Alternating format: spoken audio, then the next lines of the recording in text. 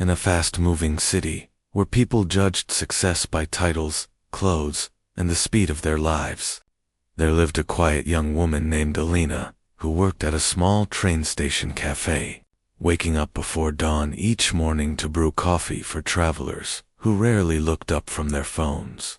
Her job simple and often invisible.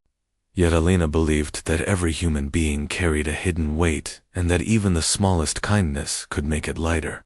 Life had not been easy for her. She had once dreamed of studying art, but family responsibilities had gently placed those dreams on a distant shelf. And instead of becoming bitter, she made a promise to herself that wherever she stood, she would leave warmth behind. One winter morning, as icy wind curled around the platform and passengers hurried past with tired faces, Elena noticed an elderly man sitting alone on a bench, his coat thin, his hands trembling not only from cold but from something heavier, perhaps loneliness, perhaps loss. Most people walked by, assuming someone else would care. But Elena stepped out from behind her counter, carried a cup of fresh tea, and offered it with a smile that asked for nothing in return. The man looked surprised, as if kindness had become a language he no longer expected to hear. And after a long silence he whispered that he used to travel with his wife every year on that date. But this time, he was making the journey alone, unsure how to carry memories without breaking under them. Elena did not have perfect words, yet she listened, and sometimes listening is the purest form of love. When the train arrived, the man thanked her with eyes brighter than before, and left.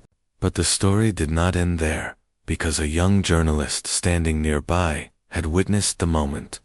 The steam rising from the cup, the sincerity in Elena's posture, the fragile gratitude in the man's voice. And later that evening he wrote about the café worker who reminded a stranger that he was not alone. By the next week, people began visiting the station, not only for coffee, but to meet the woman whose kindness traveled further than trains. And opportunities slowly unfolded. Someone offered to sponsor her art classes. Another left paints and brushes, with a note that read, "The world needs the colors you carry inside." Yet what moved Elena most was not the attention but the realization that goodness returns in ways no map can predict.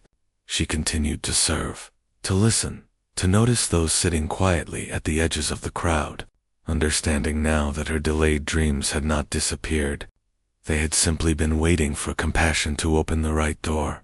And so, in a place built for departures, Elena became a reason for people to feel they had arrived, proving that success is not always measured by how far you go, but by how many hearts you lift along the way, and that a single act of kindness, offered sincerely and without witness in mind, can echo louder than the noise of an entire city.